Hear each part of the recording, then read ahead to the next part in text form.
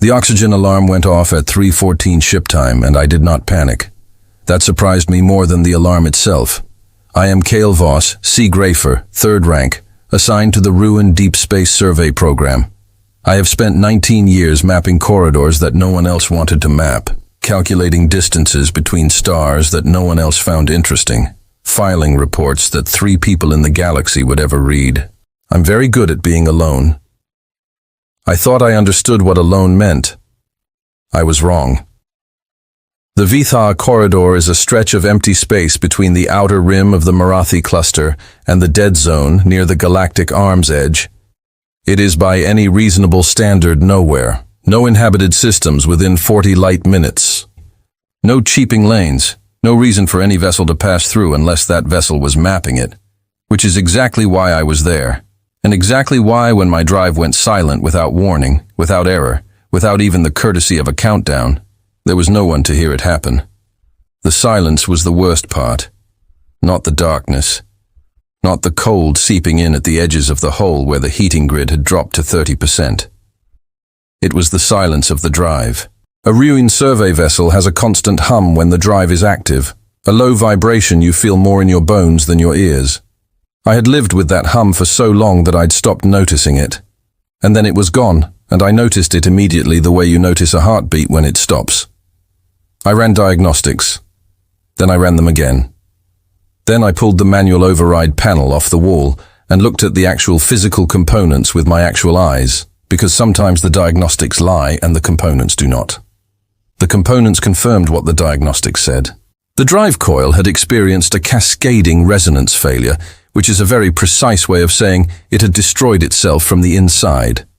The backup drive, which is supposed to prevent exactly this situation, had shorted 3 seconds later, most likely because the resonance pulse from the primary coil had traveled through the shared power relay. Both drives were gone, not damaged, not malfunctioning, gone. I had maneuvering thrusters. I had life support running on reserve cells that would last approximately 71 hours at current consumption. I had communication equipment, and I had in every direction I could point my sensors absolutely nothing. I sent the distress beacon first. That was procedure. The Galactic Common Band, the 3 secondary frequencies, and the ReLU Survey Emergency Channel. All of them broadcasting my coordinates, my vessel identification, my situation. I sent it in 5 languages because I was in the outer corridor, and you never know who might be listening. Then I sat down in the navigator's chair and began making calculations. Not because the calculations would help, but because I am Ruin, and when Ruin are afraid, they do mathematics. It is a very effective strategy. It keeps the mind occupied. It provides the illusion of control, and it forces you to be honest about your situation in a way that feelings never quite manage. The calculations were honest. They told me that at my current drift velocity relative to the nearest gravitational body of any significance, I was moving in approximately the right direction, but at a speed that would take 1,100 years to matter. They told me that even if the Ruin Survey Office noticed my beacon had stopped reporting in the next few hours, the nearest survey vessel was 22 hours away at maximum drive speed. They told me that 71 hours of oxygen would not become 22 hours of weight plus safety margin because there were other systems draining the reserve cells, heating, communication, the beacon itself. The real number was closer to 58 hours. I turned off the heating to the cargo bay and the secondary cabin. I reduced the beacon to pulse mode, transmitting every 4 minutes instead of continuously. I dimmed everything that could be dimmed. I put on every piece of thermal clothing I owned, which was not very much because I had been mapping a corridor, not preparing for a survival scenario. Then I opened a new log file and began to write. Not for anyone in particular. Ruined do not leave final words for their families. We are a practical people. But the act of writing, of putting observations into precise language, is something close to meditation for us.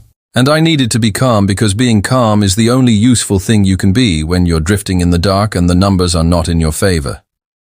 I wrote about the corridor. I had been mapping it for 6 weeks, and in that time I'd found 3 things worth noting. A rogue planetoid with an unusual mineral composition, a double star system that previous surveys had logged incorrectly, and what appeared to be a very faint, very old debris field that might, if you were feeling generous, be the remnant of a vessel that had disintegrated somewhere between 200 and 500 years ago. I had been planning to include that debris field in my report with a cautious note that further study was warranted. It occurred to me, sitting there in the dim and the cold, that the debris field now felt personal in a way it had not before. I wrote about the stars. This is not something I had ever done before. I'm a sea grafer.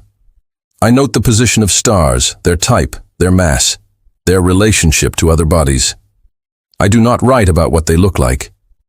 But with nothing else to do and no heating in the cargo bay, I found myself watching the forward viewport for a long time, and the stars out here away from any system's light pollution are extraordinary.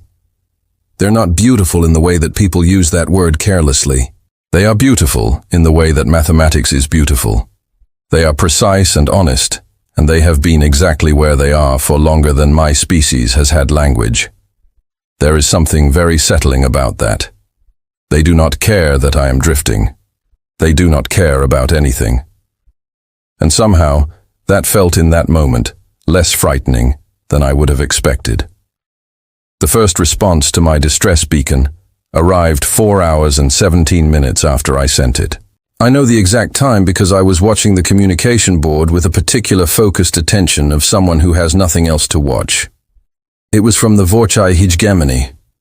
The Vorchai are one of the 3 oldest spacefaring civilizations in this region of the galaxy. Their territory borders the Marathi cluster.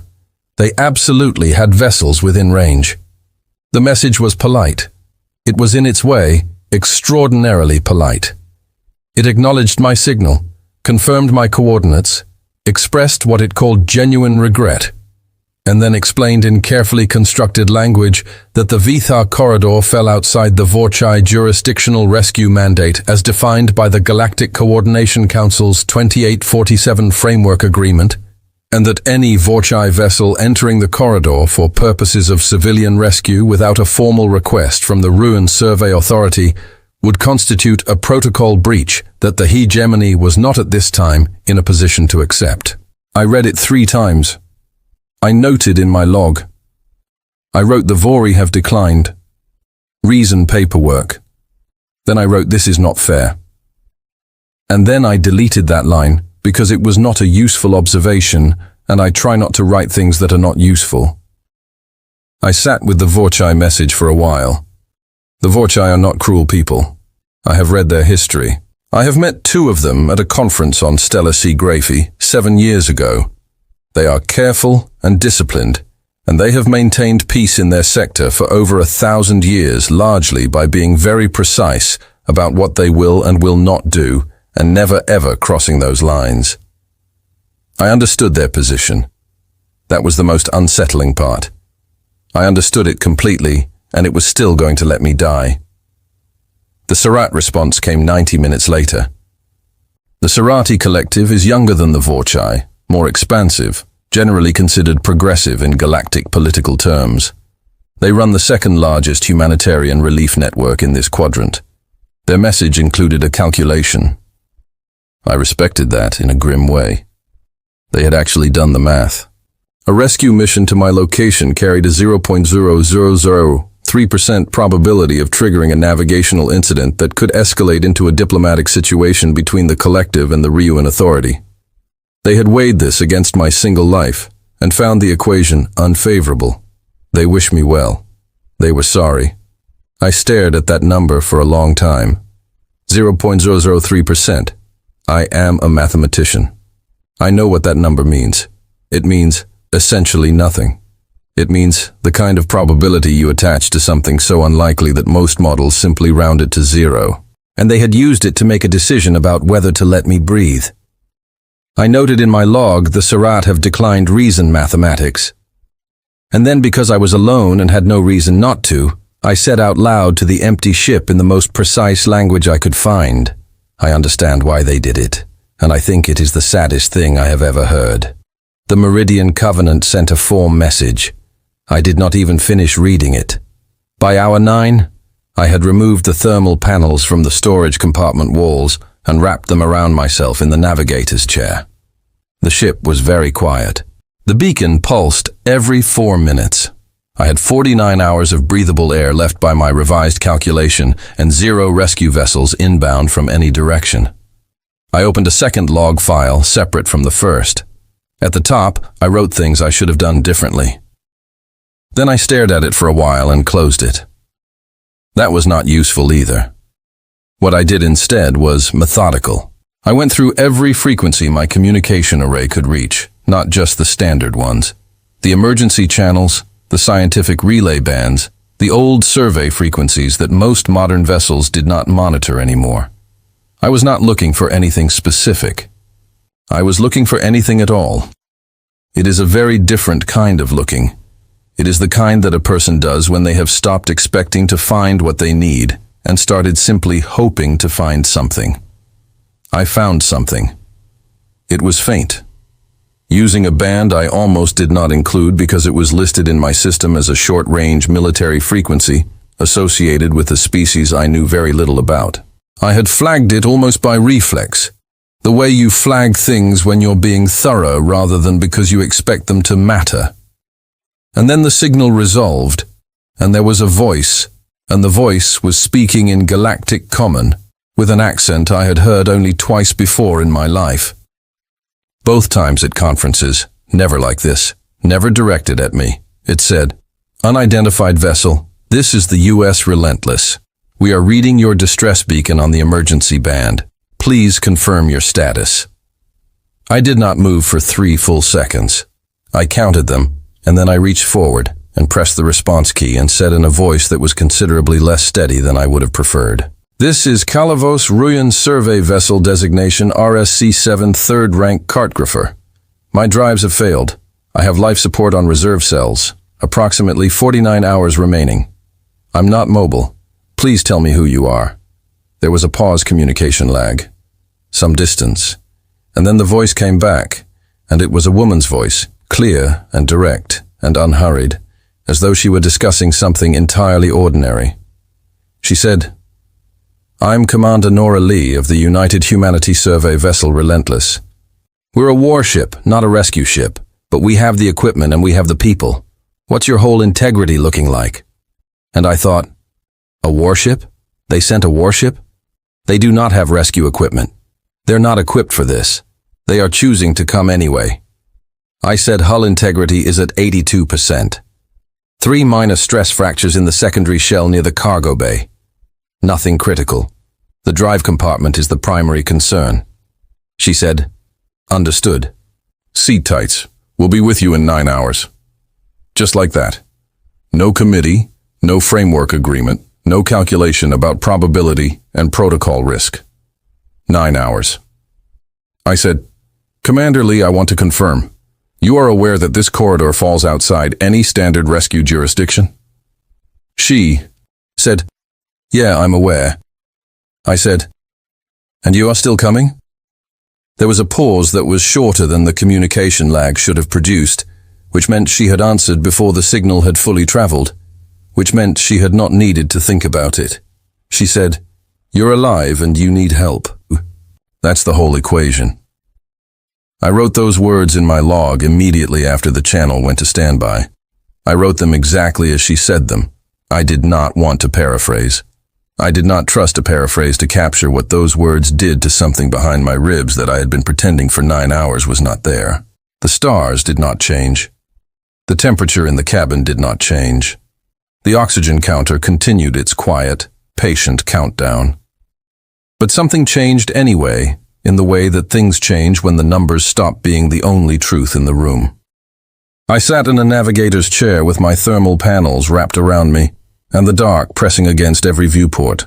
And I thought about the fact that somewhere out there turning toward me right now was a ship full of humans who had decided without hesitation, without calculation, without a single clause from any framework agreement that a stranger in the dark was worth crossing the void for.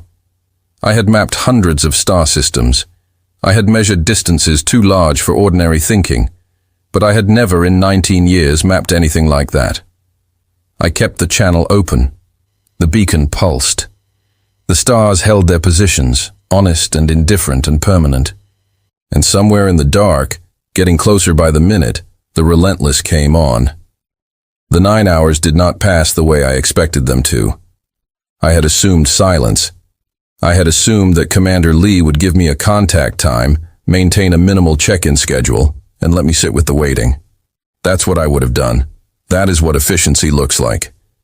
You do not spend communication resources on conversation when there is nothing operationally useful to discuss. Commander Lee, it turned out, did not share this view. 40 minutes after the initial contact, she opened the channel again, not to update me on their position, not to request additional technical specifications. She opened it and said, "How are you doing?" I was not sure how to answer that. It is not a question my people ask each other very often. And when we do ask it, we mean it in the medical sense. We want measurable data. I told her my oxygen levels, my core temperature as best I could estimate it, and the current power drain on the reserve cells. She said, "That's not what I meant." I thought about that for a moment. Then I said, "I am managing." She said, "Yeah, I figured. What do you do normally when you're not drifting?" I explained that I was a seagrapher, that I mapped uninhabited corridors and debris fields and double star systems with incorrect registry data. I told her about the planetoid with the unusual mineral composition that I had been planning to write up when this was over. I told her about the old debris field. She was quiet for a moment after that, and she said, "How old do you think it is?" I told her my estimate, 200 to 500 years. She said, "We've lost a lot of ships in that time range in this region. Some of them we never found." Another pause. It might be worth coming back to look at properly. After I noted the word "after," she said, "The way you say a thing that you are not willing to negotiate, not as a hope, as a certainty." I said, "You are very confident." She said, "I'm confident that my crew is the best I've ever served with, and that we've done harder things in worse conditions." So yes, I asked her to tell me about her crew. It was not idle conversation.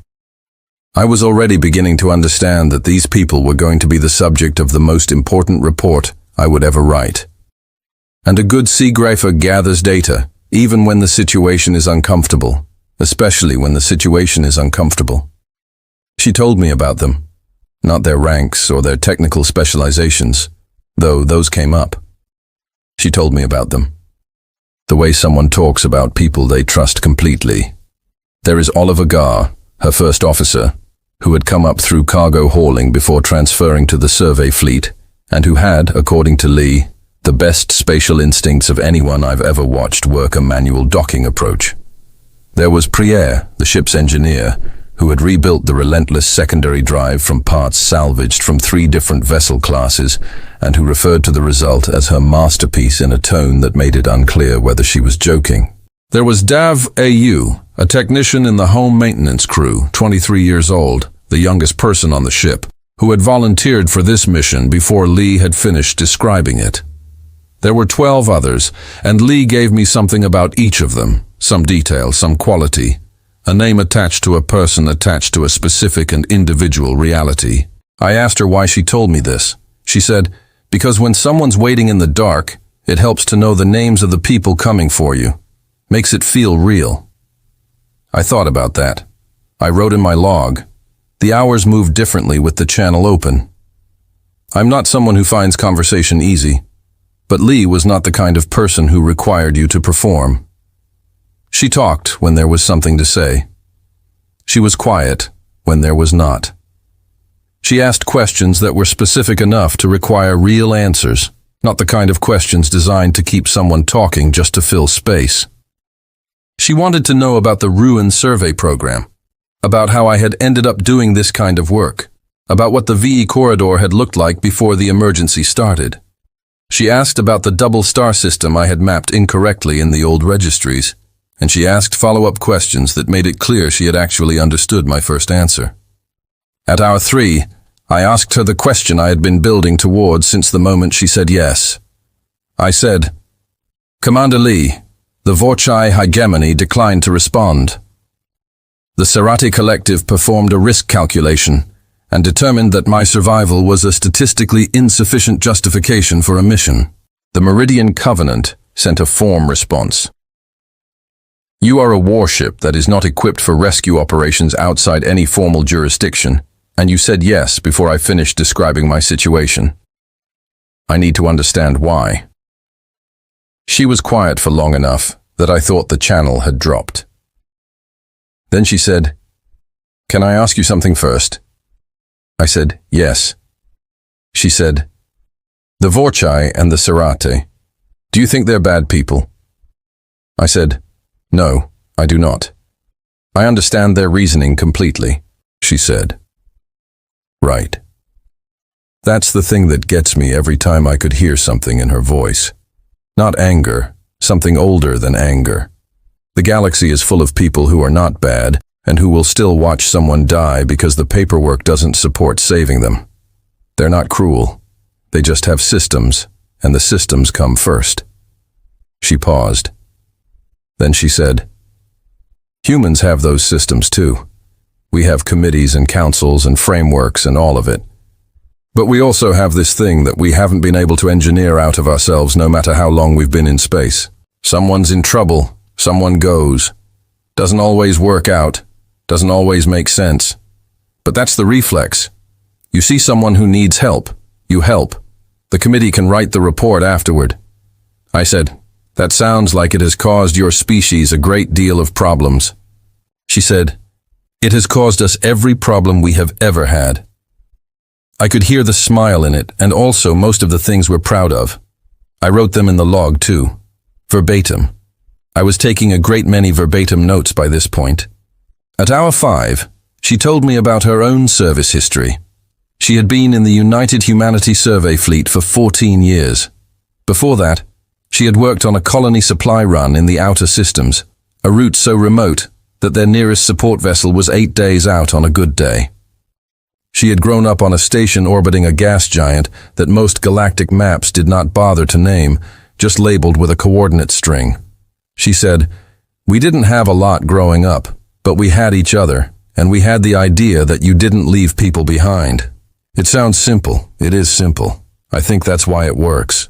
I asked her how humans had decided as a species to believe that. She said it wasn't a decision. She said it was more like a scar. She said that humanity had spent a very long time being the species that was too small, too young, too loud, too confusing for the rest of the galaxy to take seriously.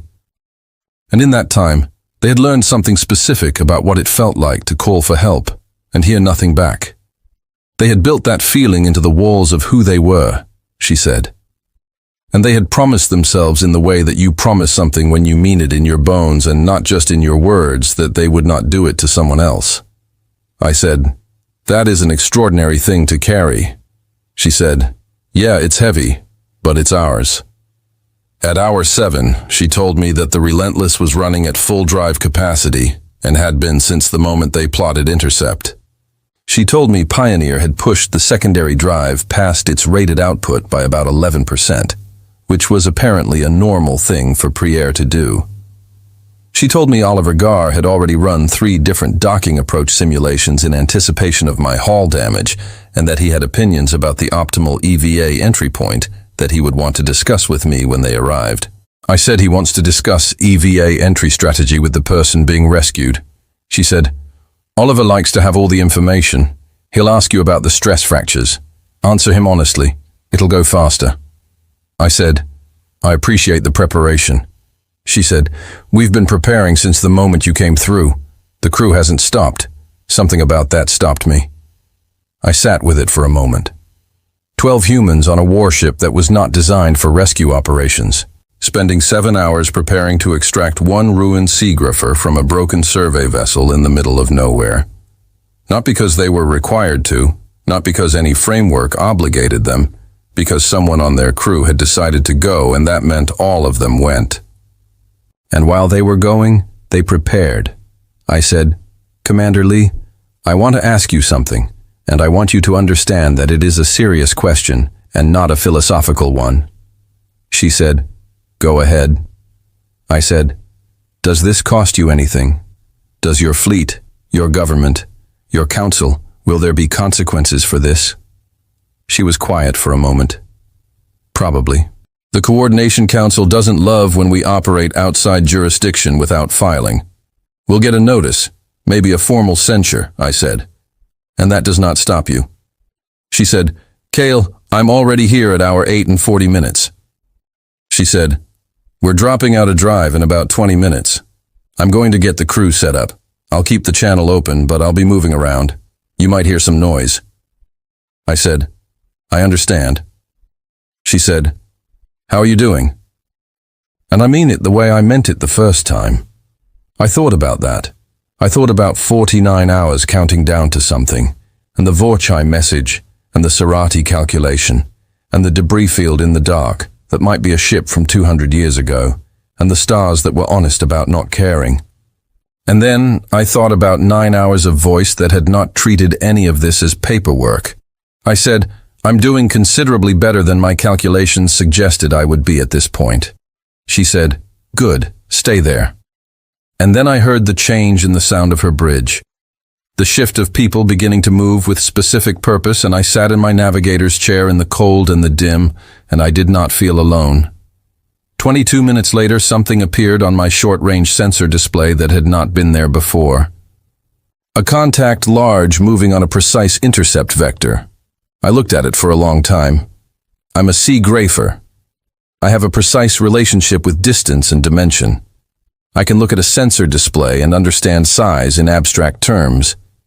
But when the Relentless came out of drive, when it resolved on my forward viewport from a point of light to an actual shape in the dark, I discovered that abstract understanding and direct experience are very different things.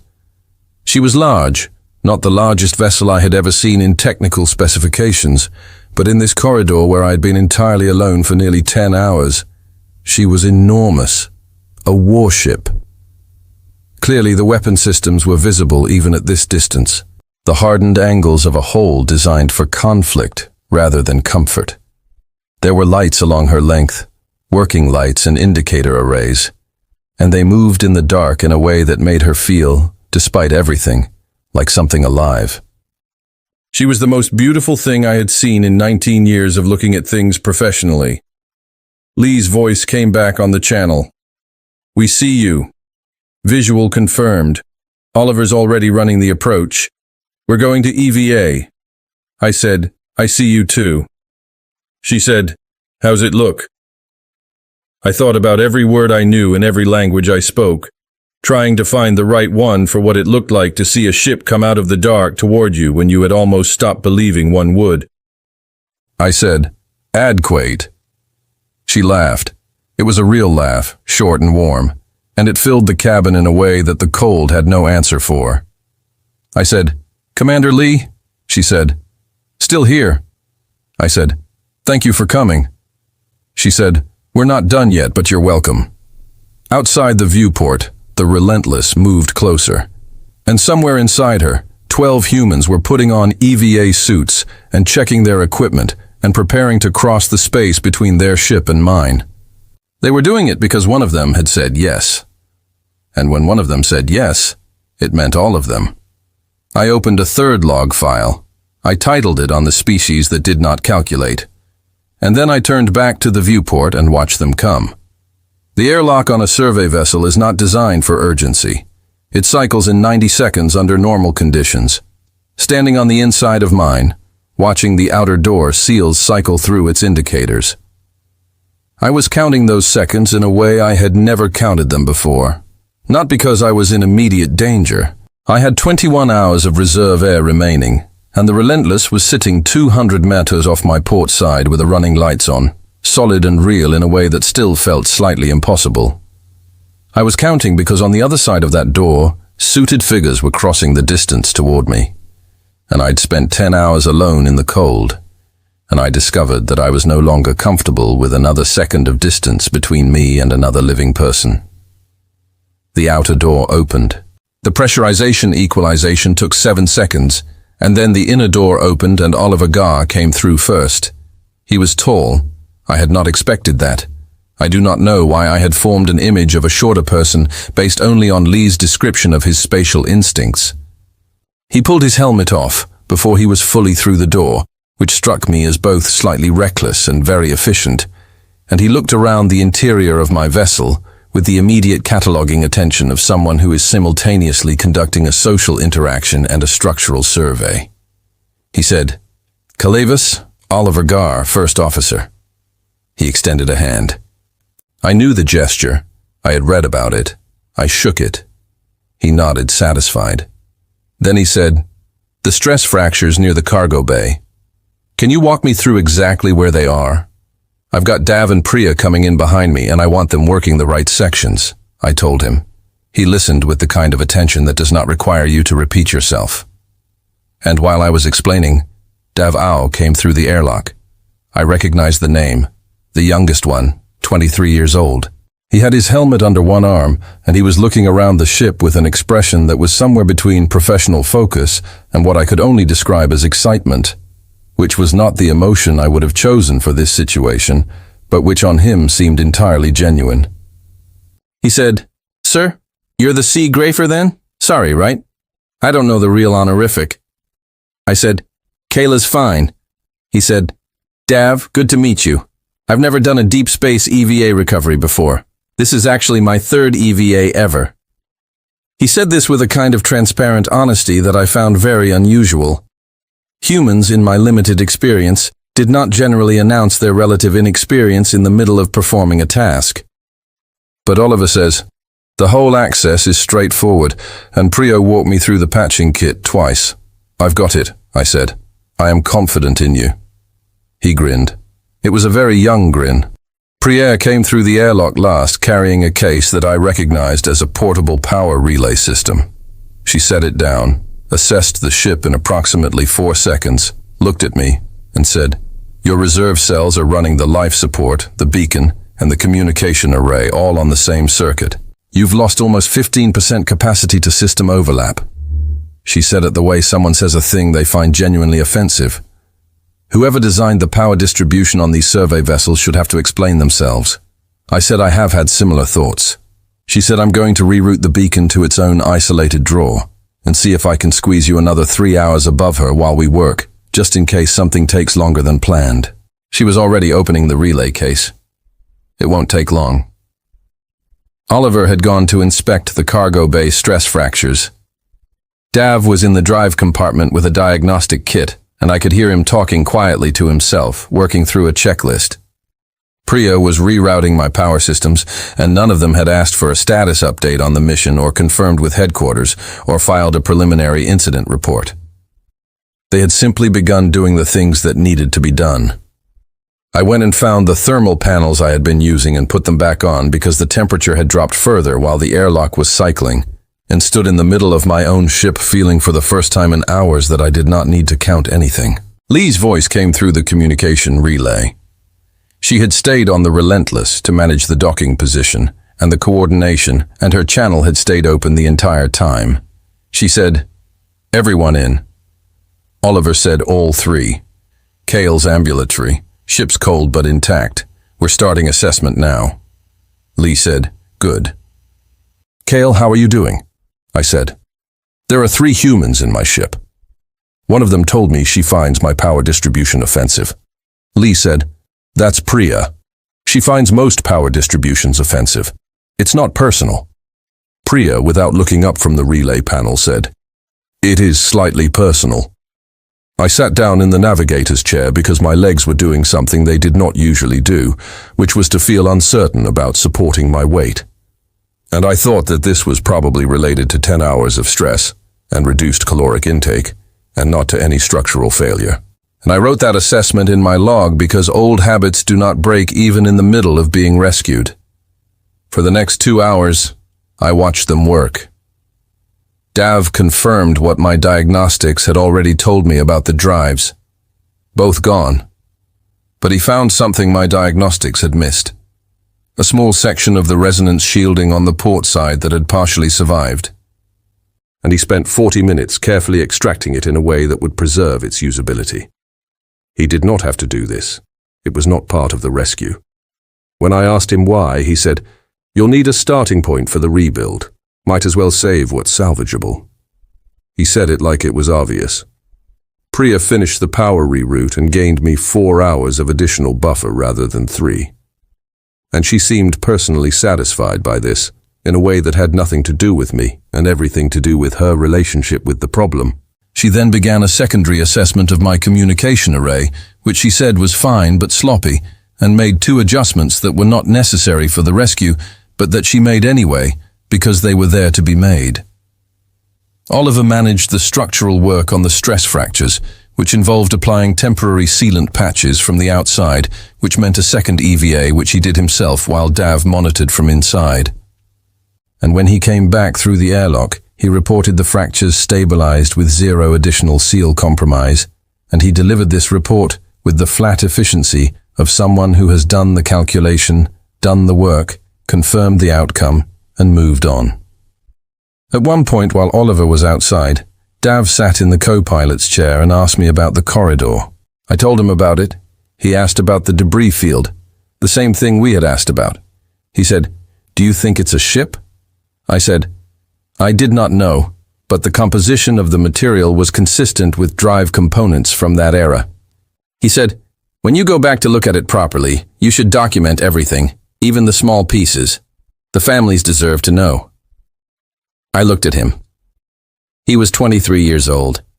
He had mentioned this was only his 3rd EVA, and he had just said the families deserved to know about a debris field that might or might not be a vessel lost 2 or more centuries ago, as though the obligation to those hypothetical families were a simple and obvious fact. I said, "You are very young to have thought that through." He said, "My grandmom always said that the worst thing isn't being lost. It's being lost and forgotten." I wrote that in the log. The plan had been to transfer me to the Relentless and discuss the towing options for my vessel once I was safely aboard. Oliver had run the calculations and determined that with their secondary drive extended to its maximum range and a tether system adapted from their cargo handling equipment, they could probably manage a slow tower station. Not quickly, not efficiently, but they could do it. I was preparing the transfer checklist when the communication relay chimed. An incoming signal, not from the Relentless, but from an external source, Galactic Common Band. It was the Galactic Coordination Council. The message was addressed to the U.S. Relentless and was marked with a formal indicator that meant it carried official weight. I did not want to read it, but I was standing at the communication board, and my eyes went to it before I made a decision about whether to look. It informed Commander Lee that the relentless presence in the Vithray corridor without prior notification to the Council constituted a procedural breach under Article 7 of the Interspecies Operations Framework, and that a formal review had been initiated. It requested that the relentless withdrawal from the corridor and submit a full mission report within 48 hours. It said nothing about me. Oliver read it over my shoulder. He said nothing for a moment. Then he said, "Route that to Lee." I did. There was a short silence on the channel. Then Lee said, "Noted. Oliver, how's the transfer looking?" Oliver said, 20 minutes if Kale's ready." Lee said, "Kale, are you ready?" I looked at the message still on my screen. I looked at the 3 humans in my ship. 2 of them packing equipment and 1 of them outside. All of them here because they had decided that being here was the right thing. And now a message had arrived to inform them that the right thing was procedurally irregular. I said, "I am ready." What happened in the next 20 minutes was not dramatic. That surprised me. I had prepared myself for difficulty, for the suit-up process, for the discomfort of the EVA transfer across the gap between my vessel and the Relentless. I had been drifting for 10 hours in a broken ship in the cold, and I expected the physical transition to be hard. It was hard, but it was not as hard as I expected because Daviau was clipped to my suit on the port side, moving with me, talking in a steady, low voice about the next handhold and the next clip point. And the gap between the ships was not infinite, even though it looked infinite. And the running lights of the Relentless were very bright and very clear. And I focused on the way I focus on a fixed point when I need to ignore everything else. I was 6 meters from the Relentless airlock when Dav said, "I've got you," in a tone that minute as a fact, and not a reassurance. And then I was at the airlock and through it, and the inner door cycled, and the pressure equalized, and I pulled my helmet off and breathed air that was warm and smelled faintly of machinery, and something else I could not identify, and did not need to. Lee was waiting on the other side of the inner door. She was shorter than I had imagined. I do not know why I had imagined her as tall. She was wearing the dark uniform of the survey fleet, and she had the kind of face that looks like it knows what it is doing. And she looked at me for a moment with an expression that I could not entirely read, but that contained something that was not professional and not impersonal. Then she said, "Welcome aboard the Relentless." I said, "Thank you, Commander." She said, "Nora, you've been on the channel with me for 9 hours. Nora's fine." I said, "Nora." She said, "Come on, let's get you warm and get some food in you. Oliver's going to want to go over the tow plan." She turned and started walking, and I followed her, and the ship was warm and it hummed, and I felt the hum in my bones. Behind me, the airlock cycled again, as the rest of the crew began to return. I heard Dav's voice, and Prius, and a few others I had not yet met. I heard the specific comfortable noise of people who trust each other moving around a shared space, and it was very different from any silence I've been keeping company with for the past 10 hours. Priya came through the corridor behind me carrying the relay case and said, "Your power distribution is going to need a complete overhaul when you get into dock. I left a note in your system with my recommendations. Feel free to ignore them, but don't." I said, "I will not ignore them." She said, "Good," and went past me toward the engine section, apparently already thinking about something else. I stopped walking for a moment and looked at the corridor around me. Smooth walls, working lights, the faint smell of coffee from somewhere ahead, a ship that was alive and whole and going somewhere. Leah turned back and was watching me. I said, "I'm trying to find a right word for what this is." She said, "Take your time." I said in Reluan, "We have a word, Velith, which describes the moment when a mathematical proof that you have been working on for a long time finally resolves into something that is obviously and completely true, when the answer stops being a calculation and becomes a certainty." She waited. I said, "I think you are my Velith." She looked at me for a moment. Then she said, "I'm going to need you to explain that to the crew at dinner, because that's the nicest thing anyone has said about this ship in at least 6 months, and they deserve to hear it." I said, "I will explain it." She nodded. Then she said, "Dinner's in an hour, come on." And I followed her down the corridor of the Relentless, and the warm hum of the drive moved through the floor under my feet, and somewhere outside the hall of Ether corridor held its silence and its stars, and I was not in it anymore. The message from the Galactic Coordination Council arrived formally during my second hour aboard the Relentless, not the preliminary notification that had come through on my communication relay. A full transmission, properly formatted with all the official indicators that mean a bureaucratic organization has decided to treat something seriously. And it was addressed to Commander Nora Lee and copied to the Ruin Survey Authority, the HFY-style Diplomatic Office, and 3 other bodies whose names I recognized, but whose involvement in a rescue operation in an unmapped corridor I could not immediately explain. I was in the crew dining area, eating something that Priere had called protein stew with the confidence of someone who had named it herself and was not interested in debate. It was warm, and it was food, and I was eating it with the focused attention of someone who had not eaten in 11 hours. And Oliver Garr was across the table from me with a data tablet showing the tow calculations, and Daviu was to my left with his own food and a navigation chart of the corridor that he wanted me to check for accuracy. Lee came in and sat down. She had the message on her own tablet. She sat on the table, read it once more, and then put it face down. I said the council. She said yes. I said the formal censure.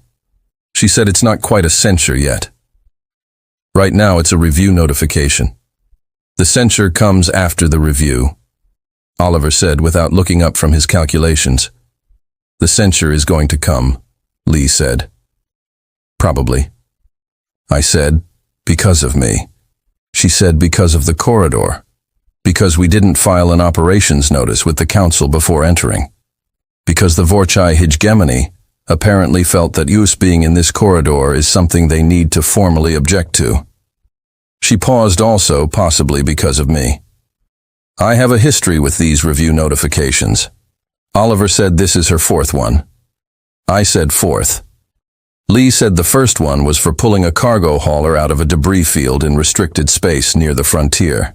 The second was for a medical evacuation in a contested zone. The third was 4. She paused. It was complicated. There was a research station and a solar vent, and we made a call that the council thought we should have deliberated more. I said, and each time the council reviewed, and Oliver said, and each time they found that the action was technically justified by the emergency protocols, but they flagged the pattern of unilateral decision-making.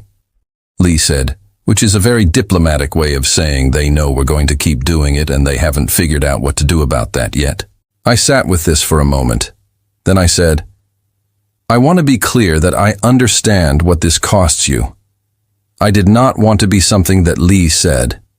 Kale, stop. She said without any sharpness, just clearly. You didn't ask us to break any rules. We got your signal. We came. We did our job. The council can write whatever they want. That's their job. This is ours, Dav said, still looking at the navigation chart.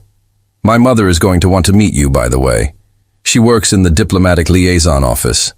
She says, the council sends these things to people who are doing the most interesting work. I said, is that a reframing strategy? He looked up. He was grinning again. Is it working? I looked at Lee, who was looking at me with a specific kind of patience that knows it is going to win. I said, somewhat. The tow plan took Oliver 2 more hours to finalize. It was not elegant. The Relentless was not equipped with standard towing apparatus for a vessel in my survey ship's class, and the adaptation he designed used 3 separate cable systems rigged at angles that he described as geometrically annoying but structurally sound. Pryor reviewed it and said the geometry was not annoying. It was just unusual. And Oliver said that was the same thing. They had this conversation in the efficient, slightly combative short hand of people who have had versions of it many times and find it productive rather than frustrating. I contributed what I could about my vessel's hull stress points. The information helped them refine the cable placement.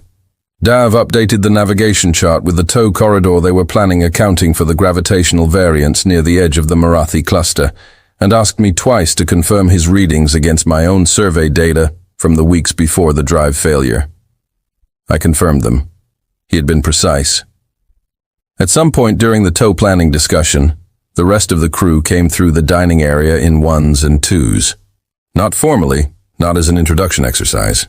They came to get food, or to check something, or just because the dining area was where people gathered on a small ship when the work was at a manageable stage.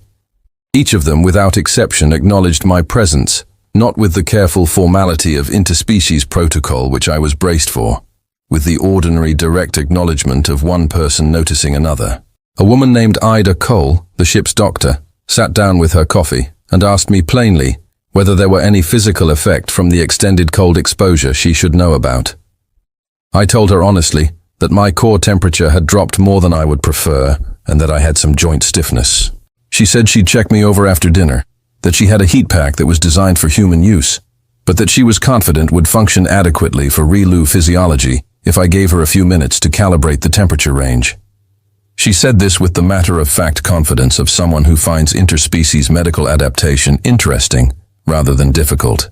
A man named Charlie West, who managed the communications array, came to ask if I had noted anything unusual on the Galactic Common Band in the hours before my drive failure. I had not, but I gave him the full sensor log from that period, and he took it with the focused interest of someone who collects anomalous data as a hobby, which he confirmed when I asked. He said, dead zones are usually not actually dead. You just haven't found what's generating the interference yet. One by one, without ceremony, I met the crew of the Relentless. And one by one, I understood what Lee had been describing during the 9 hours of channel time. They were not uniformly anything. They were not all calm, or all loud, or all the same kind of professional. Ida was direct and methodical. Charlie was distracted and curious. A man named Ben Cross, who managed the weapon systems, turned out to have an extensive knowledge of pre-space travel botanical history that he brought up in the middle of a conversation about tow cable tension. And no one seemed to find this unusual. A woman named Ruth Amos, who ran the navigation systems, was quiet in the way that means a person is thinking rather than disengaged. And when she spoke, everyone listened in the specific way that means they have learned to wait for it. They were individual. They were distinct. And they were all of them here in a V corridor because one of them had said yes, and the rest had simply agreed. I spent a long time trying to understand that. It was not a mathematical thing. I am very good at mathematics, and this was not a mathematics problem. It was something else, something that my culture had not given me strong tools for analyzing, and I kept turning it over in the way you turn over a reading on a sensor that does not match your model, looking for the error in your model. Lee found me in the forward observation area 3 hours after dinner. I had been standing at the viewport looking at the corridor. My own ship was visible at the end of its 3-cabled tow configuration. Lights on, moving with us intact. Beyond it, nothing, or rather everything, since space is not nothing but the specific kind of everything that reads to most observers as nothing. She said, "Can't sleep." I said, "Ryu and sleep cycles are different from human ones. I have approximately 4 more hours before I need rest." She came and stood beside me at the viewport.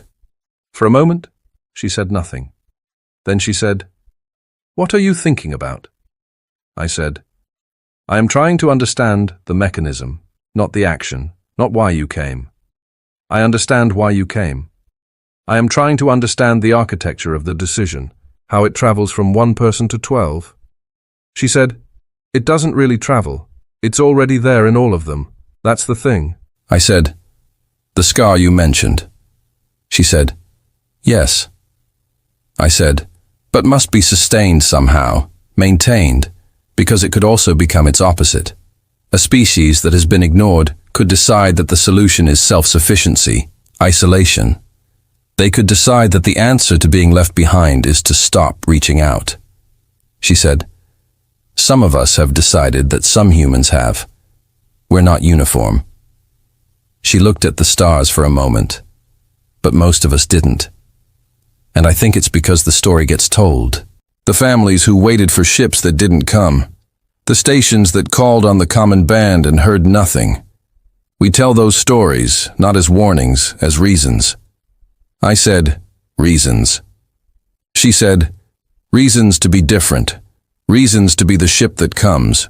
Reasons to make sure that when someone sends out a signal, the silence doesn't win." I thought about the Vorheimer message, the Serati calculation, the form response from the Meridian Covenant. None of them were wrong in their own terms. They were all in their own terms rational, and the silence had been winning comfortably until a human warship on a military band picked up a signal on a frequency it had no formal obligation to monitor. I said, "I am writing a report." She said, "Your log." I said, "Yes, and also a formal document for the Ruin Institute of Civilizational Studies. I intend to describe everything that has happened since my drive failed." She said, "All of it." I said, "Everything. The Vorchai response, the Serati calculation, the form message, the 9 hours on the channel, Oliver's geometric tow solution. Diav saving the resonance shielding. He did not have to save Praya's opinions about my power distribution. The way ID Cole calibrated a human heat pack for REU and physiology, without being asked. Charlie West taking my sensor logs, because dead zones are usually not actually dead. I paused all of it, she said. "That's a long report." I said, "It is the most important thing I have ever written." She was quiet for a moment. Then she said, "The council's review is going to ask me to explain my decision-making process." They always do, and I never quite know how to answer it in a way they accept because the decision-making process is someone needed help. So we went. I said, "I know." She said, "Your report might help." Actually, having an outside perspective on what it looked like from where you were sitting. I said, "I will send you the relevant sections." She nodded. We stood at the viewport for a while longer. The corridor moved past in a specific way that empty space moves past when you are in it, which is to say it does not move at all, but you do. And the stars are fixed references that tell you so. I said, "Nora," she said. "Yeah." I said, "When I'm back at my institute, when the report is done, and the vessel is repaired and this is something that happened rather than something that is happening, I would like to return to the debris field," she said, "in the corridor." I said, "Yes, I would like to document it properly, and I think I would like a different kind of company than I usually bring on mapping expeditions." She said, "Are you asking us to come back out here?" I said, "I am asking if you would be willing to." She looked at the corridor. The faint smear of the old debris field was not visible at this distance, but we both knew approximately where it was. She said, "You'll have to formally request us through the Ruin Survey Authority. File an inter-size operations notice with the Coordination Council. Do all the paperwork." I said, "I am aware of the process," she said, "because then it's not unilateral. Then the Council can't object." I said, "That is my intention." She looked at me, and then she smiled, which is a human expression I had studied in preparation for conference attendance and had never quite understood until this moment, because in a textbook it is a description, and in a face it is a specific and particular thing that has nothing abstract about it. She said, "Yeah, we'll come back out here with you." I said, "Good." She said, "Get some rest before your cycle ends. Oliver's going to want your eyes on the tow configuration at 600. I said, "I will be there." She pushed out from the viewport and headed back toward the bridge. I stayed a little longer. The corridor held its stars. My ship moved with the Relentless at the end of its 3-cable tow intact, carrying all of my equipment and all of my survey data and a set of log files that had started as a survival exercise and turned into something else entirely. Somewhere in the dark behind us, a debris field waited to be properly seen. Somewhere ahead, a station and a dock and a set of repairs that would take months, and a bureaucratic review process that would take nearly as long. And somewhere in this ship, 12 humans were sleeping or working or standing watch. None of them doing anything more complicated than what they had decided was right and trusting that the rest of it would follow. I stayed at the viewport until the cold of the glass against my forehead reminded me that I was still running at a lower core temperature than ideal. And then I went to find the heat pack that ID Cole had calibrated, and I slept. The dock at Station Marathi 7 was loud in a way that reminded me of nothing in my previous experience and everything in my new one. I had been to stations before, large ones, trade hubs, the kind of place where a dozen species move through the corridors at any given hour, and no one finds this remarkable. But I had always been passing through anonymous, noted by no one. I had never arrived somewhere on a vessel that people were watching. The Relentless came in a dock under Oliver Gar's approach management, and the docking was as clean as Lee had implied it would be. The survey ship came in behind us on the tow configuration, and the mechanics on the dock platform watched it with a particular professional interest that people apply to unusual engineering solutions.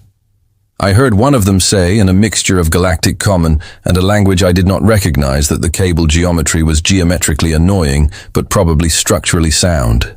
And Oliver, who was walking past the open dock channel at that moment, said that's what I said in a tone of deep professional satisfaction. But that was later. What happened first before the dock was even finalized was the message.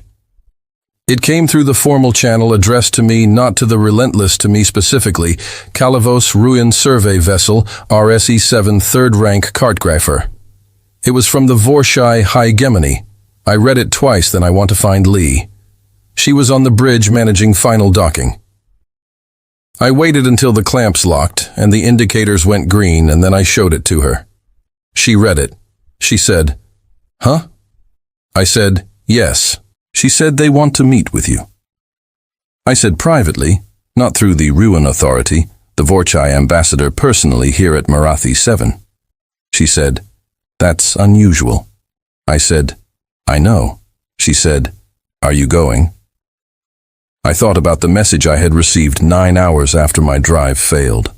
The polite, careful language, the jurisdictional framework, the genuine regret. I thought about what it would mean to sit across from the person who had made that decision and be in the same room with them. I said, "Yes, I think I need to." Lee looked at me for a moment. Then she said, "Do you want someone to come with you?" I said, "I did not think that would be appropriate for the format." She said, "I didn't ask what was appropriate. I asked what you wanted." I looked at her. Then I said, "I think I need to do this part alone, but I would like to tell you how it went afterward." She said, "I'll be here." The Vorchai ambassador was a woman named Tass Verrill. She was older than I expected, and smaller than I expected. And she met me in a neutral diplomatic space on the station with no staff present, which was itself a significant gesture because Vori diplomats do not generally go anywhere without staff. She offered me a beverage that I recognized as a Vorchai blend and that I accepted because I am a careful reader of cultural gesture. And then she sat across from me and looked at me for a moment. She said, "I read your preliminary survey notes, the ones filed before the drive failure." I said, "Yes." She said, "You found an interesting debris field." I said, "I did." She said, "The hegemony would be interested in joining a formal study of that field if you undertake one." She said it precisely, not apologetically. The Vorchai do not apologize directly. It is not part of their diplomatic tradition.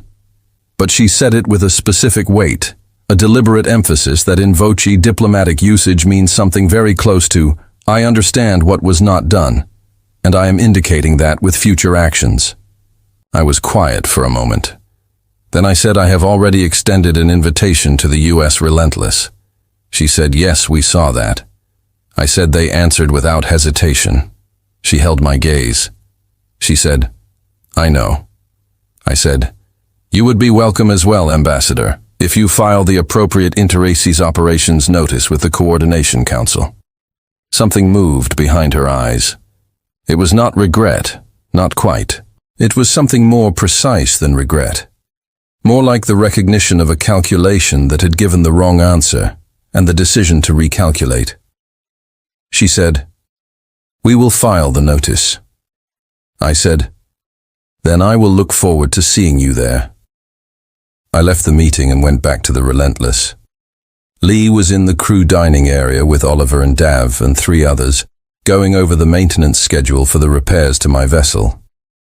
Dav had already printed out the resonance shielding component he had salvaged and was measuring its dimensions against a parts catalog. He looked up when I came in and said, "How'd it go?" I said, "The Vorchai ambassador is going to file an operations notice to join the debris field study." The table was quiet for a moment. Oliver said, "Seriously?" I said, "Seriously." Lee looked at me. There was something in her expression that I had spent several days now learning to read. It was the expression she had when something had gone the way she had quietly hoped it would, and she was not going to make a large display of that. She said, "Good." Dav said, "Does that mean we go back to the corridor?" I said, "Yes." He said, "Excellent." He went back to his part catalog. Lee said, "Sit down." Oliver's been arguing that we should re-rig the secondary cable to a lower attachment point on your hole, and I want a second opinion from someone who actually knows the hole. I sat down. Oliver showed me his calculation. He was again correct, and Priya, who was not in the room, would almost certainly have the same opinion she had about his last geometric solution, which was that it was not annoying, but merely unusual. I told him so. He said that is the same thing. I said I am beginning to think so. Yes. The table moved on to the maintenance schedule. I listened and occasionally contributed when my knowledge of the survey vessel was useful, and ate the second bowl of protein stew that someone had already placed in front of me without being asked. And the ship moved around me in its specific warm hum. And I thought about all the distances I had measured in my life and how none of them had prepared me for the one that mattered. The formal council review took 6 weeks. I submitted my report to the Ruin Institute at the same time, and in both documents I described everything.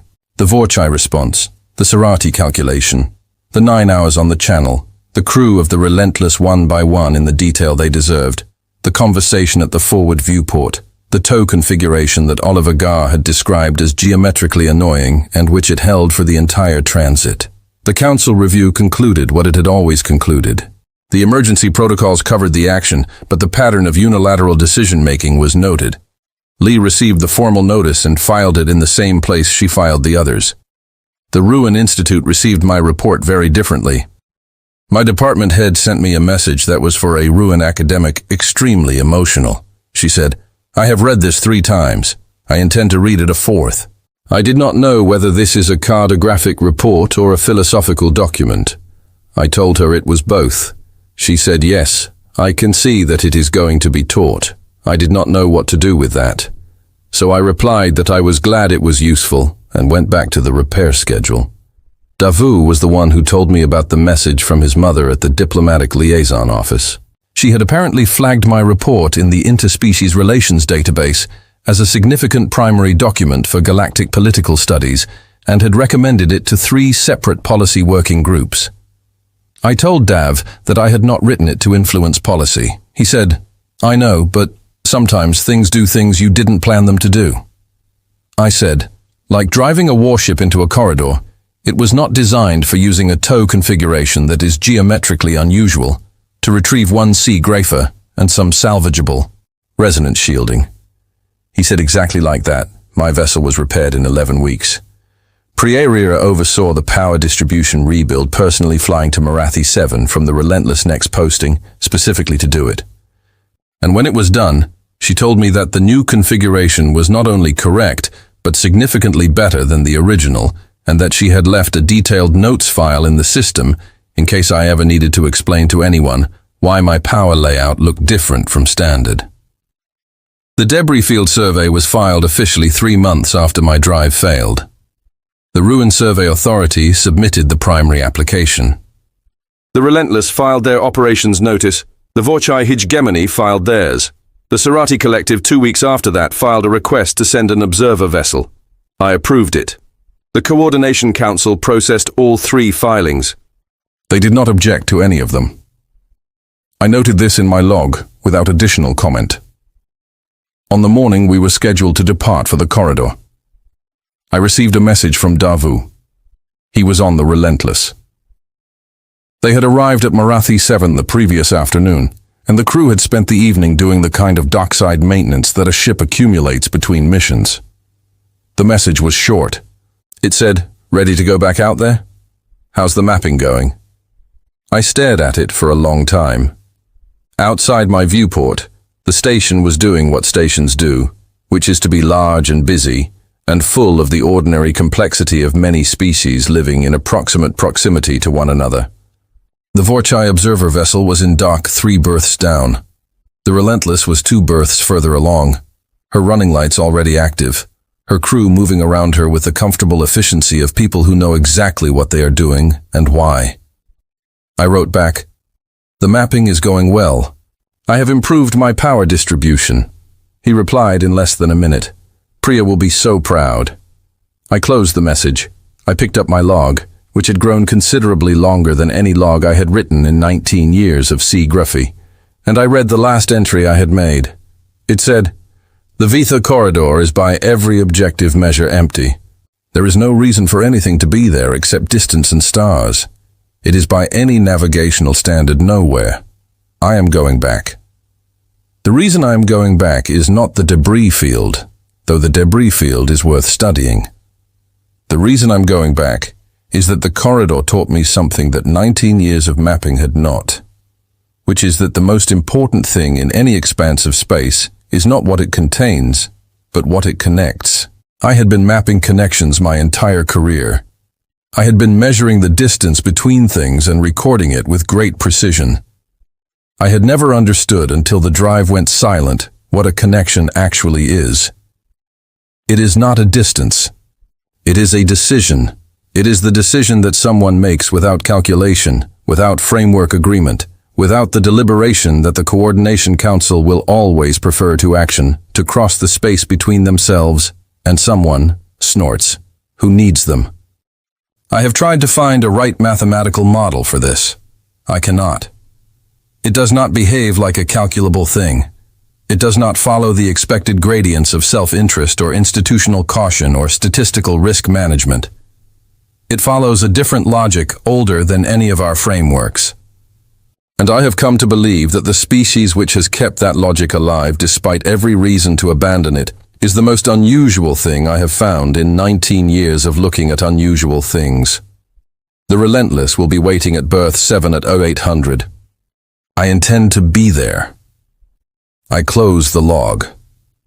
I picked up my survey equipment and my thermal panels and the small device that Pioneer had given me before the repairs were complete, which was a modified power relay override that she said I should use if my reserve cells ever crossed the 70% drain threshold, in which she had labeled in her own handwriting, "Do not wait until you need to use this."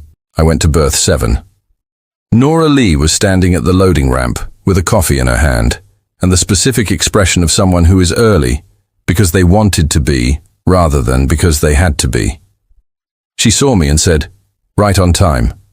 I said, "I calculated the walk from my berth." She said, "Of course you did." Oliver was behind her already reviewing the departure checklist. Ruth Amos was on the bridge visible through the forward viewport, running the pre-departure navigation assessment. From somewhere deeper in the ship, I could hear Priya's voice and what sounded like a disagreement with the secondary drive relay, which was apparently an ongoing conversation. Daviau appeared at the top of the ramp with his helmet under his arm, saw me and said, "Kale, good," as though my presence confirmed something he had expected. Then he went back inside. I walked up the ramp. The ship accepted me the way it had the first time, with the specific warm hum that I had come to understand was not just mechanical, but was in some way the sound of the relentless being what it was. A ship that went where it was needed. A ship with a crew that had decided, each of them individually and all of them together, that going was the only reasonable thing to do. Lee fell in a step beside me. She said, "The corridor is about 9 hours at standard drive." I said, "I know. I mapped it." She said, 9 hours is enough time to talk if you want." I said, "I would like that." She said, "What do you want to talk about?" I thought about 19 years of corridors.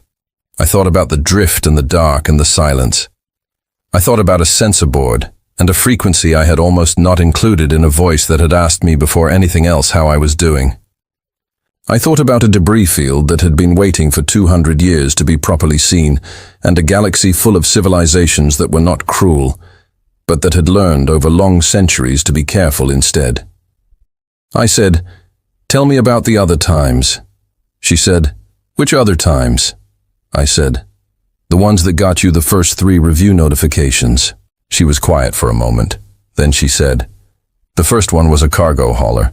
Her name was Ada Simmons, and she had been in the debris field for 19 hours before we got there. She cried when we came through the airlock, and I don't mean a little."